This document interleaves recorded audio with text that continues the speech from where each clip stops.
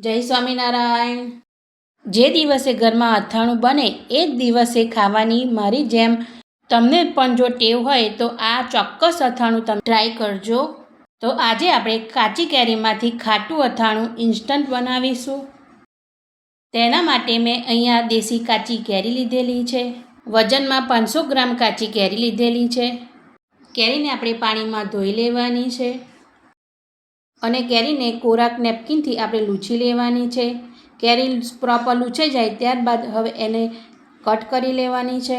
કેરીમાં રહેલા આગળના ડીટાના ભાગને કટ કરી લેવાનું છે અને ત્યારબાદ કેરીને વચ્ચેથી કટ કરી લેવાની છે। આ રીતે કેરીને ઊભા કટ લગાવી લેવાનું છે અને કેરીમાંથી જે ગોટલી નીકળે છે તેને પણ આપણે બહાર કાઢી લઈશું। આ રીતે ગોટલીના ભાગને આપણે અલગ કરી લેવાનો છે। હવે કેરીના ઊભા કટ લગાવી લેવાના છે।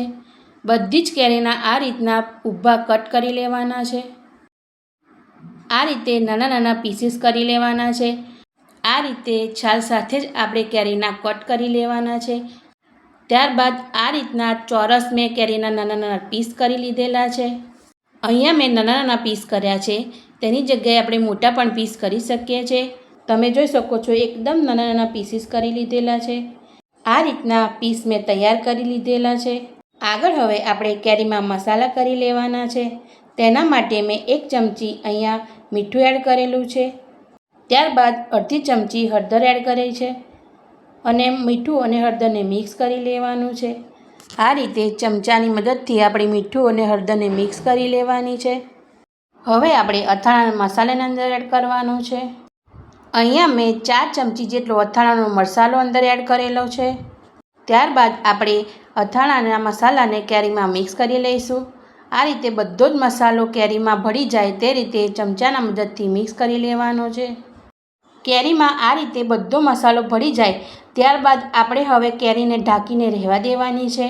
2 થી 3 કલાક માટે હવે આપણે કેરીને ઢાંકીને રહેવા દઈશું અને 2 થી 3 કલાક બાદ આપણે કેરીને હવે ખોલીને જોઈ લેવાની છે। આપણે જોઈ શકીએ છીએ બધા જ મસાલા કેરીમાં પ્રોપર મિક્સ થઈ ગયા છે અને મસાલાવાળી કેરીને આપણે હલાવી લેવાની છે।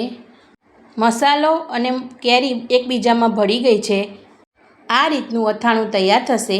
હવે આપણે એક બાઉલમાં એને કાઢી લેવાનું છે। અહીંયા મેં એરટાઇટ બાઉલમાં બધું જ અથાણું એડ કરી દીધેલું છે અને ઉપરથી ચમચાની મદદથી પ્રેસ કરી લેવાનું છે। ત્યારબાદ હવે આપણે તેલને અંદર એડ કરવાનું છે। અહીંયા 4 થી 5 ચમચી મેં તેલને ગરમ કરી લીધેલું છે અને તેલ ઠંડુ થઈ ગયા બાદ હવે આપણે કેરીમાં એડ કરી દેવાનું છે। આ અથાણું આપણે તેલ વગર પણ બનાવી શકીએ છીએ। એરટાઇટ બોટલમાં 15 થી 20 દિવસ માટે ફ્રીજમાં સ્ટોર કરી શકીએ છીએ।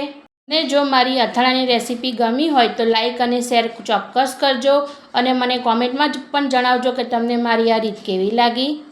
તેલને એડ કર્યા બાદ હવે આપણે એને ઢાંકીને 2 થી 3 કલાક માટે રહેવા દેવાનું છે। 2 થી 3 કલાક બાદ અથાણાને પણ હવે ખોલીને જોઈ લેવાનું છે કે કેવું બન્યું છે। આ રીતનું આપણું કાચી કેરીનું ઇન્સ્ટન્ટ અથાણું તૈયાર થાય છે, જે ટેસ્ટમાં ખૂબ જ સ્વાદિષ્ટ લાગે છે। તો તમે પણ મારી જેમ ચોક્કસ બનાવજો અને મને કોમેન્ટમાં જણાવજો। Thank you for watching.